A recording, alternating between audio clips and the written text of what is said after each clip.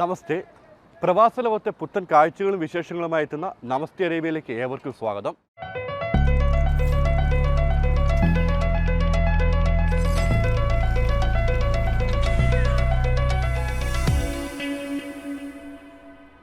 ഭാരതം ഇപ്പോൾ ലോകത്തിന് മാതൃകയാണ്.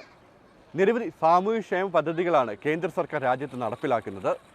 എന്നാൽ സംസ്ഥാന സർക്കാരുകളുടെ കെടുകാര്യസ്ഥത മൂലം പലരും ഇതറിയാറില്ല. ഇവർക്ക് ആശ്വാസമാവുകയാണ് ദുബായിലുള്ള ഡോക്ടർ ശിവദാസ് സ്വാമി മഠം. ക്ഷേമ പദ്ധതികളെ കവിതകളാക്കി മാറ്റിയിരിക്കുകയാണ് ഇദ്ദേഹം.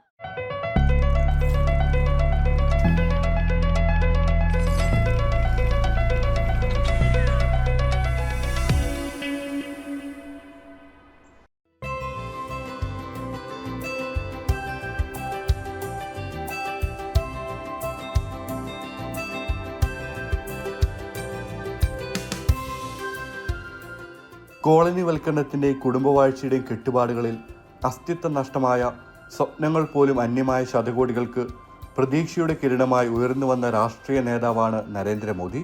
വികസനത്തിനു വേണ്ടി നിലകൊള്ളുമ്പോഴും ദരിദ്രരുടെ ജീവിതങ്ങളിൽ ഗുണപരമായ മാറ്റം കൊണ്ടുവരാൻ അശ്രാന്ത പരിശ്രമം നടത്തുന്നു എന്നതാണ് നരേന്ദ്രമോദിയെ രാജ്യത്തെ ജനങ്ങളുടെ പ്രിയപ്പെട്ട നേതാവാക്കി മാറ്റുന്നത്. നിരവധി ക്ഷേമ പദ്ധതികളാണ് മോദി സർക്കാർ കൊണ്ടുവന്നത്. സാമൂഹിക ക്ഷേമ പദ്ധതികൾ സർക്കാർ നടപ്പാക്കുമ്പോഴും ഇതിനെക്കുറിച്ച് അറിയാത്തവർ നിരവധിയാണ്. അവർക്ക് വെളിച്ചമാവുകയാണ് ഡോക്ടർ ശിവദാസ് സ്വാമി മഠം.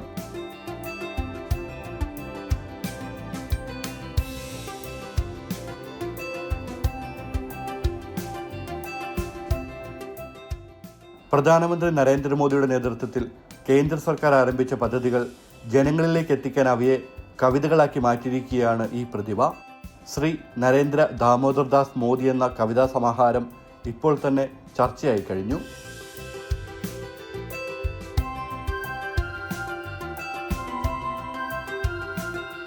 ഈ ബുക്ക് എന്നുള്ളത് നരേന്ദ്ര മോഡിയുടെ വ്യക്തിത്വം, അദ്ദേഹം കൊടുത്തിട്ടുള്ളതായ വെൽഫെയർ പ്രോജക്റ്റിനെ കുറിച്ചും ഉള്ള ഒരു പോയട്രി ഫോമിലുള്ള ഒരു നരേഷനാണ്.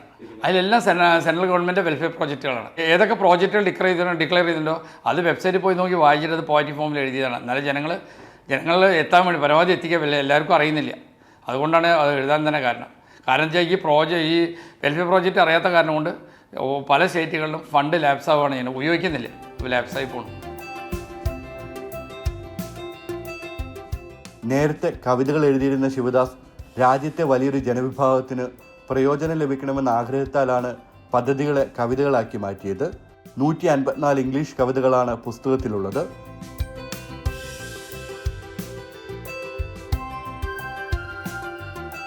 കവിതകൾ എഴുതാൻ സാധാരണ കവിതകൾ എഴുതാറുണ്ട്. അപ്പോൾ അത് പോയട്രി ഫോമിൽ എഴുതി അത്രയേ ഉള്ളൂ.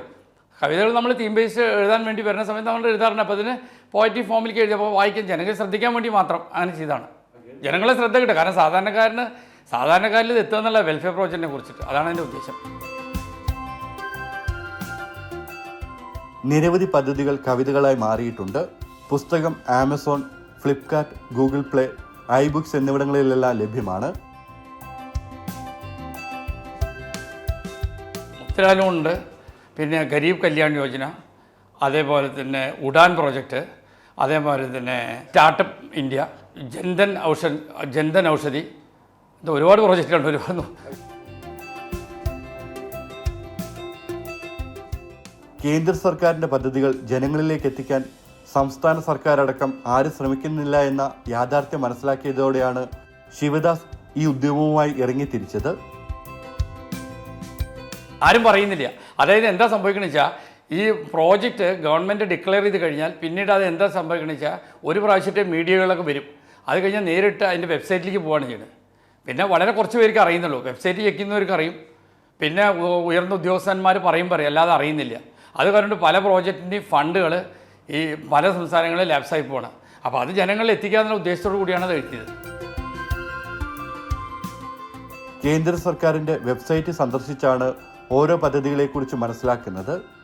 ദുബായിലെ സ്വകാര്യ കമ്പനിയിൽ ജോലി ചെയ്യുന്ന ഇദ്ദേഹം കവിതാ രചനയ്ക്കായി ഒഴിവു സമയങ്ങളാണ് കണ്ടെത്തുന്നത്. പ്രോജക്റ്റിനെ കുറിച്ച് വെബ്സൈറ്റുകളുണ്ട്. അപ്പോൾ അത് മനസ്സിലാക്കുന്നിട്ട് എഴുതുന്നു. എല്ലാ വെബ്സൈറ്റുകളിലും സെൻട്രൽ ഗവൺമെൻറ് വെൽഫെയർ പ്രോജക്റ്റിനെ കുറിച്ചൊരു വെബ്സൈറ്റിലുണ്ട്. അപ്പോൾ അത് വായിച്ചു കഴിഞ്ഞ ശേഷം സാധാരണ ജോലി കഴിഞ്ഞാൽ രാത്രി ചെയ്യും, പിന്നെ ഒഴിവ് ദിവസങ്ങളൊക്കെ ചെയ്യും. ഒഴിവ് ദിവസങ്ങൾ നമ്മൾ നോട്ട് ചെയ്ത് വെക്കുക എന്താ എഴുതേണ്ടതെന്നുള്ള കാര്യം പുസ്തകത്തിന് മികച്ച പ്രതികരണമാണ് ലഭിക്കുന്നത്. ആൾക്കാർ വായിച്ചിട്ട് വളരെ നല്ല അഭിപ്രായങ്ങൾ പലരും പറഞ്ഞു. പിന്നെ പലരും പറഞ്ഞു ഇങ്ങനത്തെ പ്രോജക്റ്റുകളുണ്ട്, വെൽഫെയർ പ്രോജക്റ്റ് ഉണ്ടെന്ന് തന്നെ അറിയില്ല എന്നാണ് പറയുന്നത്. ഇതൊക്കെ വായിക്കുമ്പോൾ അറിയണമെന്ന് പറഞ്ഞാൽ അറിയില്ല. ആർക്കും വെബ്സൈറ്റൊന്നും പോയി നോക്കാൻ സമയമില്ല. കാരണം ഇത് ആൾക്കാർ ബുക്ക് കയ്യിലെത്തുമ്പോൾ നോക്കും. മറ്റേ വെബ്സൈറ്റൊക്കെ സെർച്ച് ചെയ്തിട്ട് ആർക്കും ഇത് ബുക്ക് എത്തുന്ന നരേന്ദ്രമോദിയാണ് ഇന്ത്യൻ അയാളെക്കുറിച്ചുള്ള എന്താ നോക്കാൻ വേണ്ടി ആകാംക്ഷയിൽ നോക്കുമ്പോഴാണ് ആൾക്കാർ അറിഞ്ഞത്. വായിച്ചവരൊക്കെ പറഞ്ഞു വളരെ നന്നായി എന്ന് പറഞ്ഞു. അതിന് ഒരുപാട് റിവ്യൂ എഴുതിയിട്ടുണ്ട്.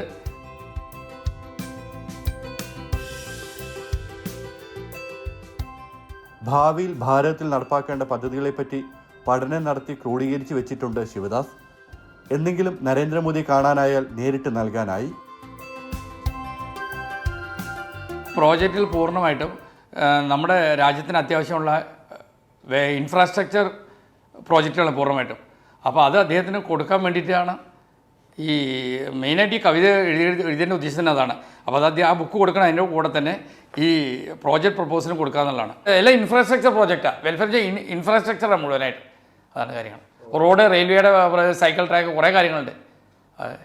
പിന്നെ യൂണിവേഴ്സിറ്റി സിറ്റി, ഒളിമ്പിക് സിറ്റി, അതേപോലെ തന്നെ NRI ഇൻവെസ്റ്റ്മെൻറ്റ് സോൺ, ഇന്ത്യൻ്റെ ഒരു മില്യണേഴ്സ് സിറ്റി ഇല്ല, ചൈനയിലൊക്കെ ഉണ്ട്. അപ്പോൾ അങ്ങനത്തെ കുറേ കാര്യങ്ങൾ ലൊക്കേഷൻ അനുസരിച്ചിട്ട്. അതുകൊണ്ട് ഇന്ത്യയിൽ നിന്ന് കഴിഞ്ഞ പ്രാവശ്യം തന്നെ ഒരുപാട് മില്യണേഴ്സൊക്കെ രാജ്യം വിട്ടുപോയി, നാഷണാലിറ്റി ചേഞ്ച് ചെയ്ത് പോയി പറഞ്ഞത്. നമുക്ക് എല്ലാം ഫെസിലിറ്റി ചെയ്തിട്ടില്ല ഇതുവരെ. അപ്പോൾ ആ കാര്യങ്ങളൊക്കെ ഇതിലുണ്ട്. അപ്പോൾ അതൊക്കെ അദ്ദേഹത്തിന് കൊടുക്കാനുള്ള ഉദ്ദേശത്തോടു കൂടിയാണ്. പാലക്കാട് ഒറ്റപ്പാല സ്വദേശിയായ ശിവദാസിൻ്റെ കരുത്ത് ഭാര്യ രജനിയാണ്. നിരവധി പുരസ്കാരങ്ങളും ഈ പ്രതിഭയെ തേടിയെത്തിയിട്ടുണ്ട്. ഭാരത സംസ്കാരത്തിന് മുതൽക്കൂട്ടാകുന്ന 5 പുസ്തകങ്ങളുടെ രചനയിലാണ് ഇദ്ദേഹം.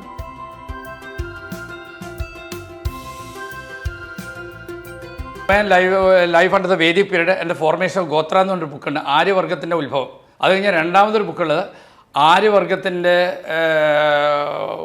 ഇന്ത്യയിൽ വന്നതിന് ശേഷം സിന്ധു നദീയുടെ സംസ്കാരം തുടങ്ങിയത് അവിടെ നിന്നുള്ള അവസാനം അവരുടെ 5-ാം നൂറ്റാണ്ടിലാണ് ഗുപ്ത സാമ്രാജ്യത്തിൻ്റെ പതനം.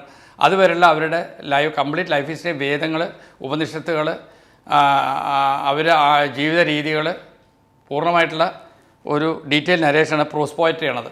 പിന്നെ മൂന്നാമത്തെ എൻ്റെ ഒരു ബുക്കെന്ന് പറഞ്ഞാൽ, മൂന്നാമത്തെ വോളിയം എന്ന് പറഞ്ഞാൽ ദ്രാവിഡ സംസ്കാരമാണ്. അത് ബ്രഹ്മവിഷ്ണു മഹേശ്വരന്മാരുടെ ആരാധന, മന്ത്രങ്ങൾ, അതിൽ രാമായണം, ഭാഗവതം, എല്ലാ കാര്യങ്ങളുണ്ട്. പിന്നെ ആധുനിക കലികാലത്തിൽ സാൽവേഷൻ ത്രൂ ജപ എന്നുള്ളതാണ്. അതിൽ മന്ത്രം എല്ലാ ഡീറ്റെയിൽസും ഉണ്ട്. ഈ 3 ബുക്കാണ്. പിന്നെ മറ്റൊരു ബുക്കെന്ന് പറഞ്ഞാൽ Bhagavad Gita always remain S a son in the modern world എന്ന് പറഞ്ഞിട്ടൊരു ബുക്കുണ്ട്. ഭഗവത്ഗീതയുടെ 18 അധ്യായത്തിൻ്റെ നരേഷനുണ്ട്. പിന്നെ ആധുനിക ലോകത്ത് ഭഗവത്ഗീതയുടെ പ്രസക്തി എന്നൊരു ബുക്കുണ്ട്. പിന്നെ poetic journey to the beauty of Bharat, Ladakh to Lakshadweep, Ladakh മുതൽ ലക്ഷദ്വീപ് വരെയുള്ള നമ്മുടെ മനോഹരത വർണ്ണിച്ചുകൊണ്ടുള്ള, എല്ലാതും പ്രകൃതി മനോഹരത വർണ്ണിച്ചുകൊണ്ടുള്ള ഒരു ബുക്കാണത്. ഈ 5 ബുക്കാണ് ഇപ്പോൾ അണ്ടർ പബ്ലിക്കേഷനിൽ. പ്രതിഫലം ഇച്ഛിക്കാതെ സ്വകർമ്മം നിർവഹിക്കുകയെന്ന ഭഗവത്ഗീത സാരം ഹൃദയത്തിലേറ്റിയ ഡോക്ടർ ശിവദാസ് സ്വാമിയോടത്തിൻ്റെ തൂലികയ്ക്ക് വിശ്രമമില്ല.